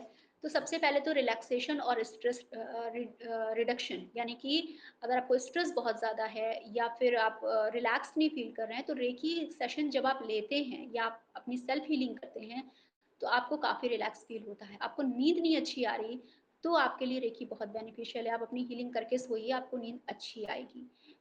पेन है अगर कहीं पर, तो पेन को काफ़ी हद तक कंट्रोल करती है रेकी। प्रैक्टिस जब आपकी अच्छी है, अगर आपने सीखी है, तो प्रैक्टिस अगर आपकी अच्छी है, तो वो और भी ज़्यादा अच्छी तरह वर्क करती है। बॉडी के टॉक्सिन्स को रिलीज़ करने के लिए रेकी बहुत अच्छी तरह वर्क करती है। वेट रिड्यूस करने के लिए रेकी बहुत अच्छी तरह, क्योंकि जब टॉक्सिन्स रिलीज़ होते हैं, तो काफ़ी हद तक वेट आपका कम हो जाता है। तो वेट रिड्यूस करने के लिए भी रेकी बहुत अच्छी तरह वर्क करती है। इंट्यूशन अवेकन करने के लिए भी रेकी बहुत अच्छा काम करती है। तो जो लोग इंट्यूशन के किसी वर्क से जुड़े हैं, जहाँ पर इंट्यूशन की ज़रूरत है, उनके लिए भी रेकी बहुत अच्छी है। पॉजिटिव थिंकिंग जिनमें कमी आ रही है या वो बार-बार नेगेटिव सोचते हैं, और जब रेकी करना स्टार्ट करते हैं, आप सीखते हैं रेकी और रोज़ हीलिंग करते हैं, तो पॉजिटिव थिंकिंग में आपकी रेकी जो है वो बहुत बेनिफिशियल होती है। सेंस आपका स्ट्रॉन्ग करती है, आपको लेकर भी और दूसरों को लेकर भी। कई बार दूसरे क्या सोच रहे हैं, कुछ लोगों के दिमाग में उनको देखते ही समझ में आ जाता है कि इसके दिमाग में चल क्या रहा है या कुछ तो गड़बड़ चल रहा है। इतना भी अगर समझ में आ जाता है, तो मतलब इस चीज़ को समझने के लिए भी रेकी जो है, वो आपके लिए बहुत ज़्यादा वर्क करती है, और आपको धीरे-धीरे समझ में आने लगता है कि कौन-सा बंदा सही है, कौन-सा गलत है, या कौन आपके बारे में अच्छा सोच रहा है, कौन नहीं सोच रहा है। ये काफ़ी चीज़ें आपकी समझ में आने लगती हैं। सेल्फ एस्टीम जिनका लो है, उनको रेकी ज़रूर करनी चाहिए या करवानी चाहिए। सेल्फ एस्टीम में या सेल्फ कॉन्फिडेंस में बहुत ज़्यादा इंक्रीमेंट होता है। बहुत ज़्यादा पॉज़िटिविटी आती है जब आप रेकी सीखते हैं या आप रेकी करते हैं, राइट? अब पॉइंट की बात ये है कि रेकी किन-किन चीज़ों में वर्क करती है या नहीं करती। तो सबसे पहले तो जैसे कि मैंने शुरू में आपसे कहा कि हीलिंग कोई भी हो, ट्रस्ट पे वर्क करती है। तो सबसे पहले अगर आपको भरोसा, विश्वास नहीं है, तो रेकी आपके लिए काम नहीं करेगी। भरोसा सबसे पहले ज़रूरी है। दूसरी इम्पोर्टेंट चीज़ है कि रेकी कभी भी गलत चीज़ों के लिए काम नहीं करती है। किसी का रिश्ता तुड़वा देना है, या किसी की नौकरी छुड़वा देनी है, किसी का बुरा करना है, रेकी वर्क नहीं करती है। रेकी यूनिवर्सल एनर्जी है, और यूनिवर्स कभी भी किसी का बुरा नहीं सोचता है, बुरा नहीं करता है। तो रेकी कभी भी अगर कोई करता भी है, आप किसी हीलर के पास जाते हैं और वो कहता है कि हाँ, ये तुम्हारा ये काम हो जाएगा, इससे पीछा छूट जाएगा, या ये जो है, ये तुम्हारी बहू हम छुड़वा देंगे, या ये कभी भी रेकी वर्क नहीं करती है, और करवाइएगा भी नहीं, फिर वो आपको ही काम करेगा, राइट? तो नेगेटिव चीज़ों के लिए रेकी वर्क नहीं करती है। रेकी हमेशा रिक्वेस्ट की जाती है। ये नहीं कि आप गए और आपने कह दिया कि ये लो पैसे और मेरी रेकी कर दो। रेकी की रिक्वेस्ट की जाती है, बिना रिक्वेस्ट के बंदे का घर का भी इंसान होना, जो रेकी करने वाला है या रेकी चैनल है, उसके घर का इंसान भी हो, तो कोई और जो है वो घर का मेंबर वो रिक्वेस्ट करे तो ही रेकी की जाती है, राइट? अगर बहुत आप क्लोज़ नहीं हैं, तो रेकी तभी होती है। कोई इंसान बीमार है और वो अपनी रिक्वेस्ट नहीं कर सकता, तो ये परमिशन उनके फैमिली मेंबर्स को दी गई है कि वो आकर के बोलें कि मेरी रेकी कर दीजिए। रेकी जब भी आप करते हैं, आप फुल रिस्पॉन्सिबिलिटी कभी नहीं लेते कि हम इसको ठीक कर देंगे, क्योंकि आप चैनल हैं और आपको नहीं पता कि वो बंदा ठीक होगा कि नहीं होगा। तो यूनिवर्स की रिस्पॉन्सिबिलिटी है कि वो ठीक करेगा नहीं, आप बोल दीजिए कि भाई हम अपना काम कर रहे हैं, बाकी भगवान जाने जैसा भी हो। तो रेकी कभी भी 100% रिस्पॉन्सिबिलिटी आप नहीं लेते रेकी की, वो ऊपर वाले की मर्जी है, जैसा भी होगा, ठीक है? तो ये रेकी के कुछ कॉन्सेप्ट्स हैं, और इसके अलावा अ, जब आप रेकी सीखते हैं, तो आपको टेक्निक्स जो हैं या सिंबल्स जो हैं या प्रेयर्स जो हैं, जो कुछ भी जितना भी कुछ उसमें है, वो आपको बताया जाता है। तो ये आज का कॉन्सेप्ट था, हीलिंग और रेकी। और अब किसी का कोई सवाल है तो वो पूछ सकता है मुझसे।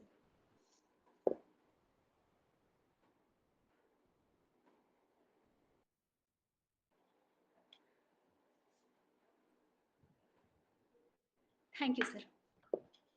बहुत बहुत धन्यवाद मैम। मैं लगातार सुन रहा था। मेरी आवाज आ रही है आपको? हाँ जी, बिल्कुल। ओके। अ, बहुत ही तरतीब से आपने चीज़ों को समझाया, और निश्चित तौर पर जो आधुनिक मेडिकल साइंस है उसकी भी कुछ बातें ऐसी हैं जो आपकी बातों से मैच होती हैं। जैसे आपने देखा होगा प्यारे साथियों, जब भी आप कोई एलोपैथिक ट्रीटमेंट लिखवाते हैं तो उसके ऊपर RX करके चिन्ह बना होता है। जो RX का चिन्ह है उसका ग्रीक भाषा में मतलब होता है कि मैं केवल मात्र प्रयास करने वाला हूँ, ठीक करने वाला नहीं हूँ। प्रयास करने में ही मेरी जो है इतनी ही पावर है। ठीक होना करना ये सब भगवान के हाथ में होता है। जो बहुत लोग कहते हैं ना जी डॉक्टर लोग बिलीव नहीं करते, वो बिल्कुल बिलीव करते हैं, 110% बिलीव करते हैं। और मैंने ऐसे बहुत सारे सेमिनार अटेंड किए, बहुत सारे हॉस्पिटल में विजिट किया है जहाँ पर डॉक्टर लोग ऑपरेशन से पहले वो प्रे करते हैं। बहुत सारे ऐसे ऑपरेशन थिएटर हैं जहाँ के बाहर गणेश जी की, भगवान शिव की मूर्ति लगी होती है। और आजकल तो ये बड़ा कॉन्सेप्ट हो गया कि भगवान नटराज की मूर्ति लगती है, कई जगह सुश्रुत जी की मूर्तियां लगी होती हैं। तो सबसे पहले उनको प्रणाम करते हैं, उनसे आज्ञा लेते हैं। और मैंने एक डिप्लोमा किया हुआ है जो वन औषधियाँ होती हैं उनके ऊपर। तो उसमें जब मैं पढ़ रहा था तो हमें ये सिखाया गया कि मान लीजिए आप किसी पेड़ से पत्ते तोड़ते हैं, आपको उनकी जरूरत है, तो सबसे पहले आप उस पेड़ से परमिशन मांगेंगे विद रिस्पेक्ट, आप हाथ जोड़ करके उनसे बोलेंगे। सुमित, आवाज अभी आ रही है मेरी आवाज? सर अब क्लियर। ओके सुमित जी, आप दो कश्तियों में बैठे हुए इसलिए एक आदमी की आवाज नहीं आ रही होगी। एक जगह एक टाइम ज्वाइन किया कीजिए, बिल्कुल आवाज आएगी। हाँ, तो होता क्या है प्यारे साथियों, जब कभी हम हीलिंग जैसे प्रोफेशन में आते हैं तो उस समय ये नितांत आवश्यकता हो जाती है कि भगवान को जब तक आप समर्पित नहीं हो जाओगे तब तक आप उस कॉस्मिक एनर्जी से जुड़ते नहीं है और आप हील नहीं कर पाओगे। बहुत बार आपने देखा होगा कि कोई कोई व्यक्ति ऐसे होते हैं जो मात्र बोल देने से, धागा बांध देने से, मोर पंख घुमा देने से भी लोगों को ठीक कर देते हैं, जिसको मेडिकल साइंस प्लेसिबो इफेक्ट कहती है। वो प्लेसिबो इफेक्ट के ऊपर अगर हम जाएं तो उसकी गहराई में अगर आप जाओगे, भगवान की जो है वो कोई भाषा नहीं। जैसे कुछ लोग बोल देते हैं, मुस्लिम कहते हैं कि जी अरबी समझते हैं भगवान, हम बोल देते हैं साहब संस्कृत समझते हैं भगवान, अंग्रेज बोल देंगे जी वो तो अंग्रेजी जानते हैं। भगवान की कोई भाषा नहीं है, भगवान फ्रीक्वेंसी पे रिस्पॉन्ड करता है। जैसे यूनिवर्स जो है वो आपकी फ्रीक्वेंसीज के ऊपर रिस्पॉन्ड करता है, और हर चीज की फ्रीक्वेंसी होती है। अगर आप किसी व्यक्ति के बारे में भी ये सोचना शुरू कर दें कि यार मुझे ये व्यक्ति चाहिए, आप उसको पॉजिटिव अफर्मेशन या पॉजिटिव फ्रीक्वेंसीज भेजना शुरू कर दें, तो एक टाइम उसकी ट्यूनिंग आपके साथ बन जाएगी। अक्सर आपने देखा होगा हस्बैंड वाइफ जब सालों तक साथ रहते हैं तो बुढ़ापे में उनकी शक्लें भी मिलने लग जाती हैं।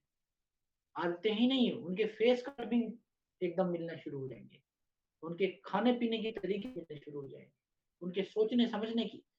बहुत बार मैं अपने नाना नानी को देखता था तो वो बिना कुछ बोले आंखों आंखों में सारी बात कर लेते थे।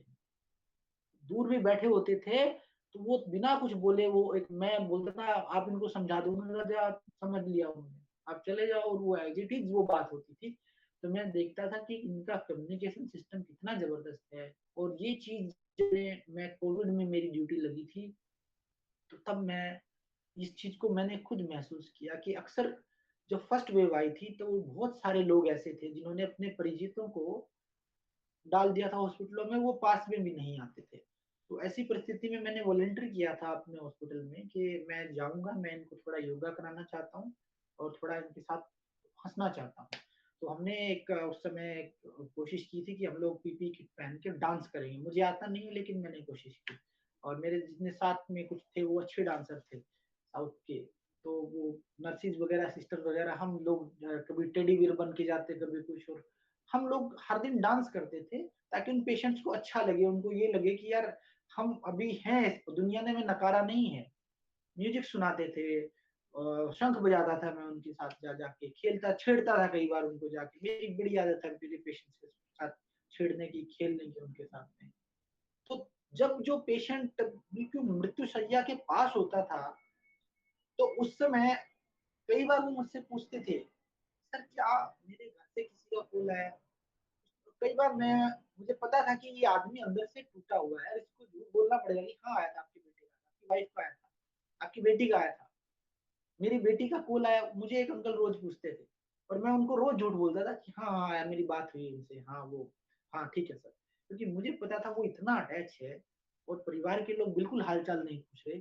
पर जिस दिन उसकी डेथ हुई तो उस दिन वो सिर्फ मेरा चेहरा देखे जा रहा था, मेरे पास कोई शब्द नहीं थे, मैंने एक वर्ड नहीं बोला, उन्होंने एक वर्ड नहीं बोला।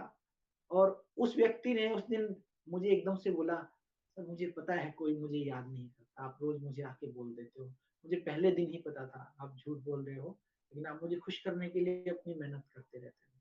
1 घंटे बाद वो व्यक्ति एक्सपायर हो गया। मैं उस दिन मुझे समझ में आया कि कुछ भाषाएं ऐसी होती, कुछ फ्रीक्वेंसीज ऐसी होती हैं जो एक इंसान के हृदय से कनेक्टेड होती हैं, वही हील करती हैं। जब आप किसी व्यक्ति को प्रेम पूर्वक ये कहते हैं ना, तू बेटा ठीक हो जाएगा, तो वो फ्रीक्वेंसी जो होती है वो उसकी फ्रीक्वेंसी में ऐड हो जाती है और उसको मिलियन ट्रिलियन टाइम बूस्ट कर देती है, वो व्यक्ति हील होना शुरू हो जाता है। कई बार आपने देखा होगा फलाने संत ने कहा था कि तू इतना बड़ा विद्वान बनेगा या इतना, वो क्या था, उसने उसकी सपनों में अपनी फ्रीक्वेंसीज मिला दिया और उसकी फ्रीक्वेंसी मल्टीप्लाई हो गई और फिर वो व्यक्ति उस चीज पर इतना पॉजिटिव हो गया कि उसके बाद उसके जीवन में वो चीज आना शुरू हो गई। तो प्यारे साथियों, जो रेकी है, रेकी भी वही चीज है कि एनर्जी को जब आप पॉजिटिव अफर्मेशन देते हो तो वो मल्टीप्लाई होकर के आपके जो आपका ओरा होता है वास्तविकता में वही आपकी इम्यूनिटी होती है एक तरह से। तो जो आपका ओरा होता है उसको मजबूत करती है और फिर वो बढ़ता जाता है।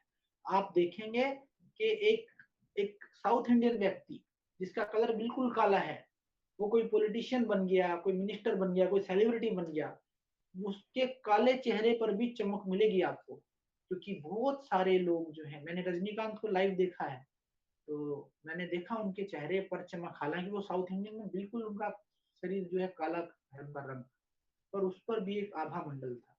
वो ओरा कहाँ से आता है? जब बहुत सारे लोग आपके बारे में पॉजिटिव सोचते हैं तो आपके चेहरे मोहरे पर वो चीजें, वो भाव आना शुरू हो जाते हैं।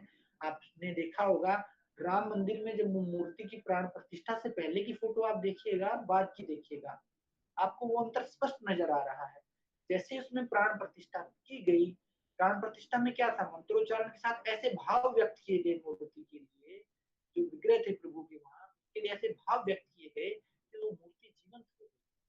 तो ठीक इसी प्रकार से यदि किसी बीमार व्यक्ति के लिए हम ऐसे भाव उत्पन्न करें कि आप ठीक हो जाओगे, आप स्वस्थ हो जाओगे, आप बिल्कुल फिट हो जाओगे, आप पहले की तरह हो जाओगे, तो फिर वो चीजें यूनिवर्स मल्टीप्लाई करके उस व्यक्ति तक पहुंचाता है। क्योंकि ब्रह्मांड जो है, आपने देखा होगा, अभी आप सुमित आपका क्वेश्चन था कि जी जीरो, आप नेगेटिव को मत लो जीरो में। जीरो नेगेटिव किसी काम की शुरुआत से पहले लगाओगे तो नेगेटिव है, बाद में लगाओगे, 9 के आगे जीरो लगाओगे तो वो 9 है, पीछे लगाओगे तो 90 हो जाएगी। अगर आप शुरुआत में अपने आप को, जीरो का मतलब है कि समर्पण भाव। जैसे शिव का अर्थ क्या है? शिव का अर्थ है शून्य। जहां शिव होता है वहां शून्य हो जाते हैं। आप जैसे जाएंगे, शिव का वास कहाँ है? शमशान में। शमशान में राजा हो या रंक हो, भिखारी हो, सब शून्य है, मिट्टी हो जाएंगे। सम सान सम हो जाता है वहां सब। जहां शिव मिलेंगे वो जीवों के भी हैं, भूतों के भी हैं, प्रेतों के भी हैं, जंतुओं के भी हैं, दानवों के भी हैं, मानवों के भी हैं, सबको वरदान दे देते हैं। शिव सबके हैं। इसलिए शिव शब्द का जो अर्थ है वो है कल्याणकारी, और कई जगह इस शब्द का अर्थ शून्य भी कहा गया है। और ब्रह्मांड को भी क्या कहा गया? शून्य से ब्रह्मांड की उत्पत्ति हुई। आप जाएंगे कि उत्पत्ति में जाएंगे ना, जब धीरे धीरे धीरे कैसे हुए कि एक विस्फोट हुआ और ब्रह्मांड की उत्पत्ति होगी, वो फैलता चला जा रहा है, फिर मल्टीवर्स बन गए। पहले क्या था? शून्य था। कहां से शुरू हुए? शून्य से शुरू हुए। तो शून्य को आपका जो माइंडसेट है वो देखता कैसे, ये मैटर करता है।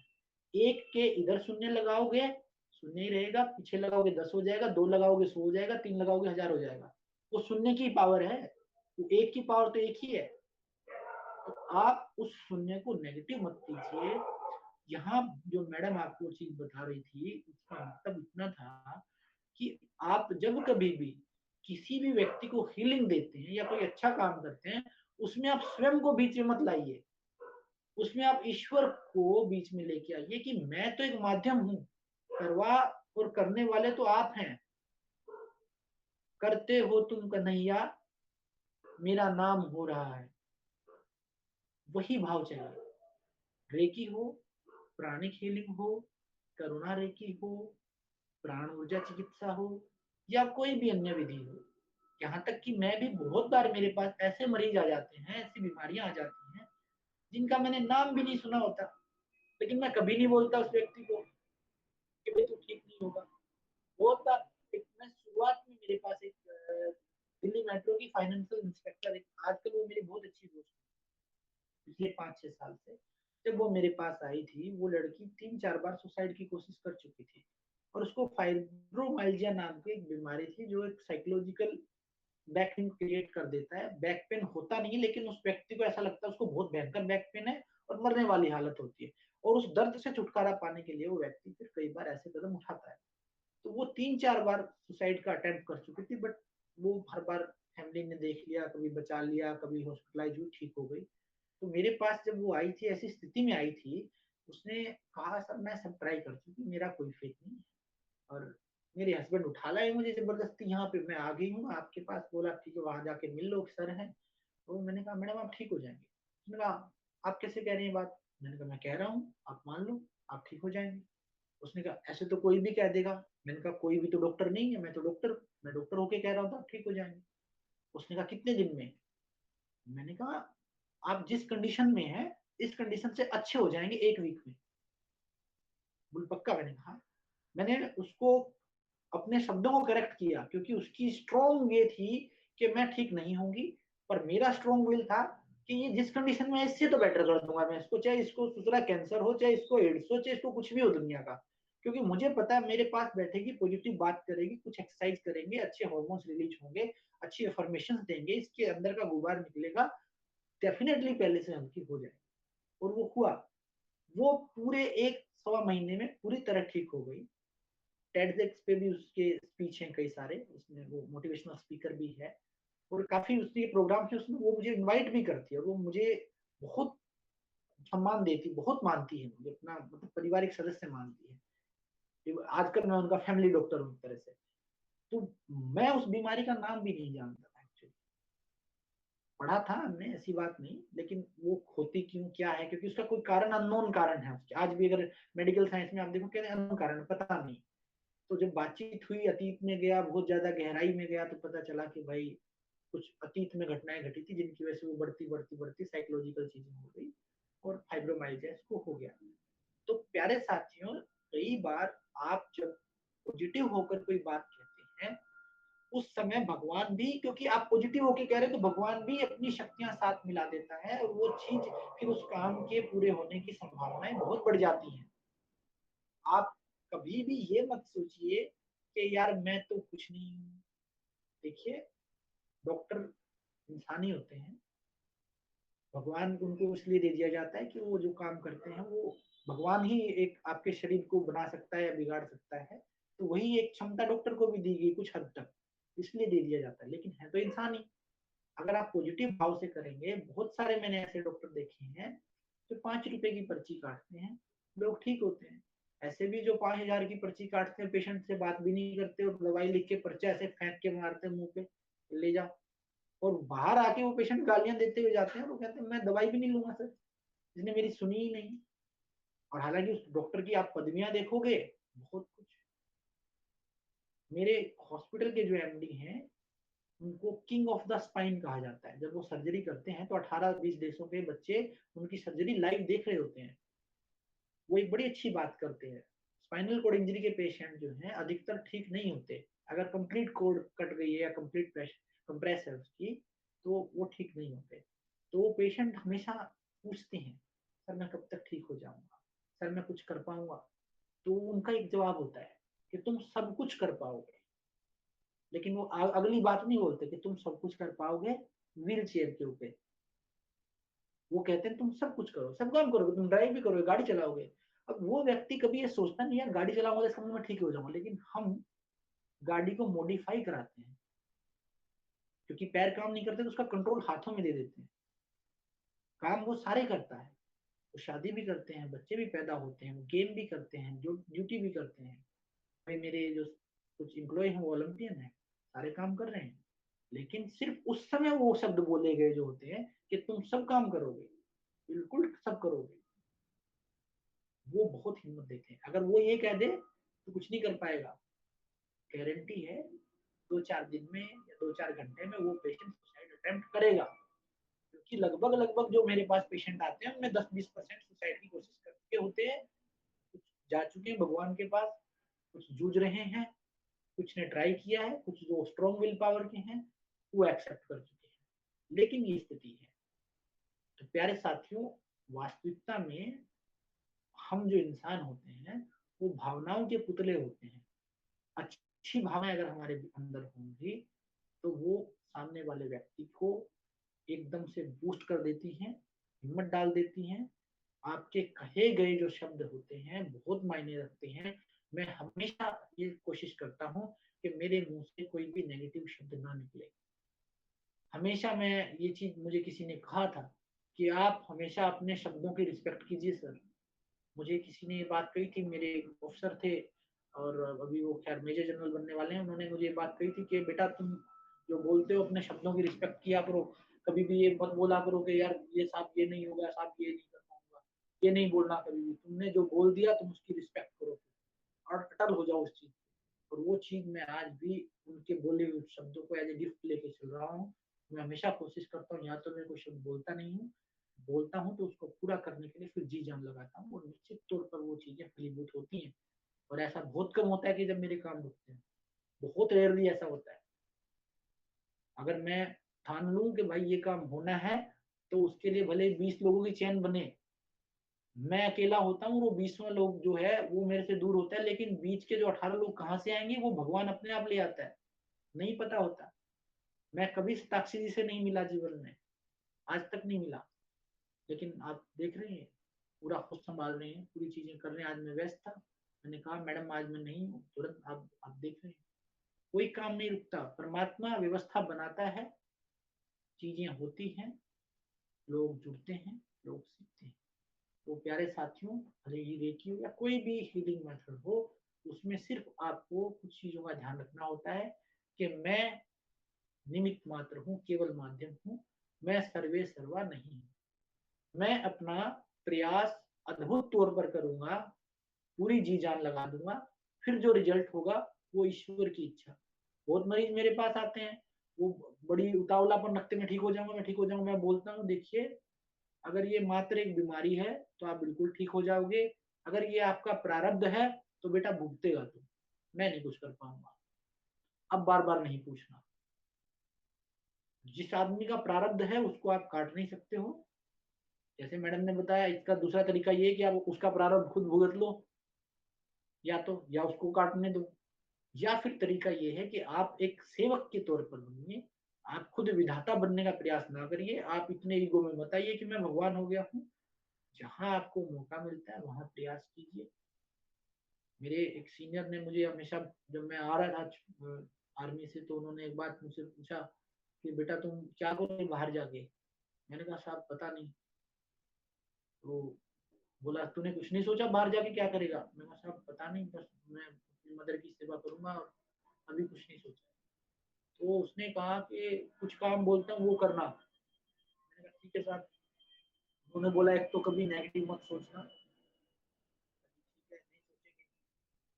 बोला दूसरा जो है think positive and work hard, हमेशा करना। और बोलना एक जिंदगी में अच्छा बनने का मौका जब आपको मिले वो चूकना नहीं है।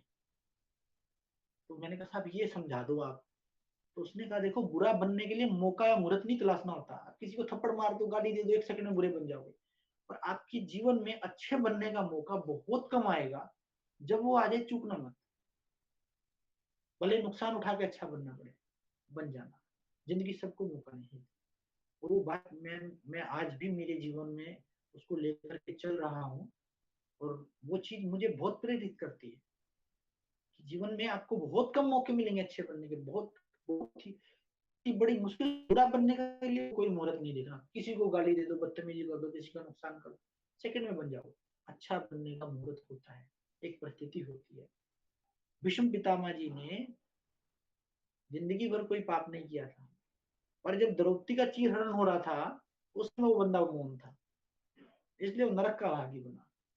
जटायु जी ने जीवन में कोई पुण्य नहीं किया था, मांस मिट्टी खाते थे, गिद्ध प्रवृत्ति के थे, लेकिन सही समय पे क्रोध किया, रावण से लड़े, माँ की अस्मत बचाने का प्रयास किया, वैकुंठ में गए। तो परिस्थितियों को देखना है और रिस्पॉन्ड करना है, ये बहुत जरूरी होता है दोस्तों। हर किसी को मौका नहीं मिलता। जैसे मैडम ने कहा कि हीलर होते नहीं है, चुने जाते हैं।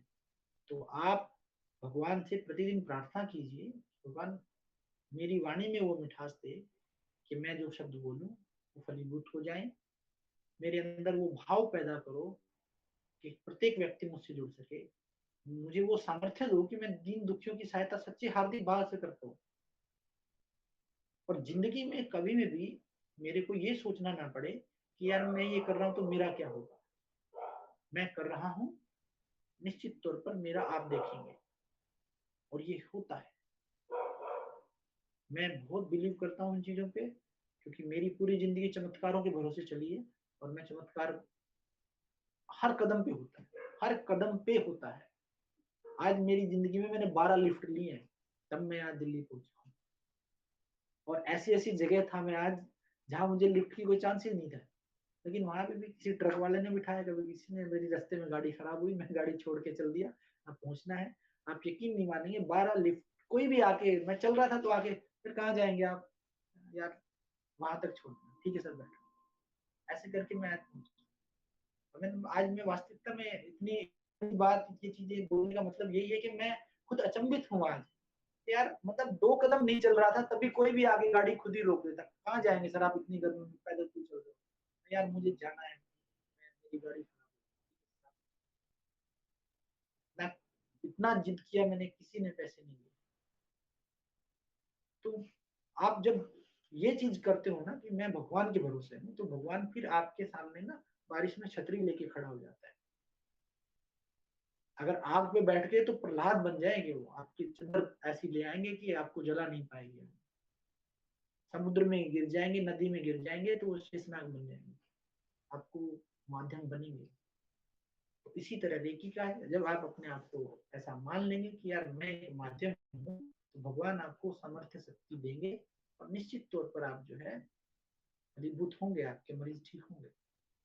तो होते हैं ऐसे बहुत मरीज मैंने देखे, बहुत मरीज मैंने देखे हैं जो विल पावर के सहारे, पॉजिटिव अफर्मेशन के सहारे, जो हमेशा कहते हैं नहीं मुझे जीना है। मेरे एक सीनियर सर हैं, वो अभी रिटायर हो गए हैं, आपके एरिया के हैं मैम, वो, उनकी वाइफ को 4th स्टेज कैंसर है, और पिछले 7.5 साल से, 5 साल से तो मैं देख रहा हूँ, 4th स्टेज कैंसर वाला 7.5 साल जी जाए, ये चमत्कार से कम नहीं है।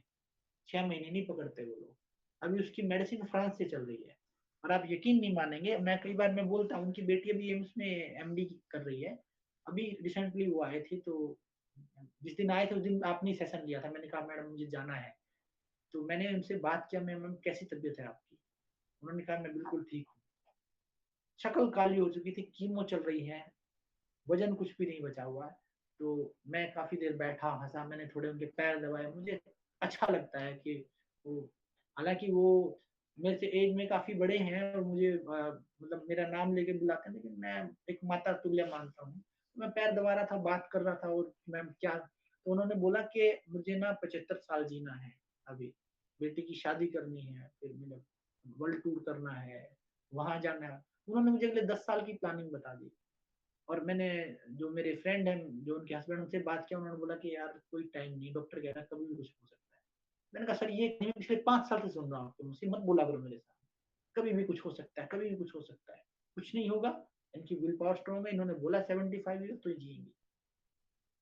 हर बार मैंने देखा, कोविड झेल गई वो 2 बार, लंग्स कैंसर है उनको, लंग्स का कोविड 2 बार झेल गई वो।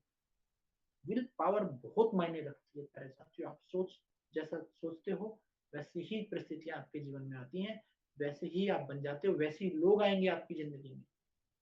एक शराबी दूसरे शराबी को गंगा जी के घर की पौड़ी पे भी ढूंढ लेगा, और एक संत व्यक्ति जेल में भी संत ढूंढ लेगा, मिल जाएंगे।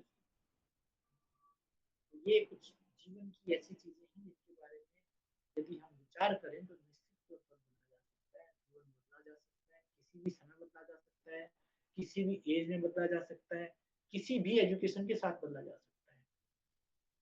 तो आज के सत्र के लिए मैं साक्षी जी को धन्यवाद देता हूँ, उन्होंने इतने सारगर्भित तरीके से रेकी के बारे में और हीलिंग के कॉन्सेप्ट को समझाया। सभी मित्रों को भी धन्यवाद देता हूँ जिन साथियों ने सत्र को ज्वाइन किया, अपना कीमती समय हमें दिया। हमारी टेक्निकल टीम को भी धन्यवाद, जिनकी वजह से ये सत्र पूरा हुआ। आप सबकी मंगल कामनाओं के साथ मैं आज शुभरात्रि बोलता हूँ। कल भारती जी फिर से ज्योतिष के सत्र को आगे बढ़ाएंगे और पुनः आप लोग कक्षाओं में कल शामिल होंगे। अपना डायरी पेन साथ लेकर के आए। और अभी प्रेडिक्शन शुरू हो गई है, आप लोगों को भी प्रेडिक्शंस आ गई हैं। अच्छा लगता है जब एक दूसरे की प्रेडिक्ट करते हैं। तो आप सबको शुभ रात्रि। कल एक नए सत्र के साथ फिर मुलाकात होगी। सबका मंगल हो, सब सुखी हो। सबको शुभ रात्रि।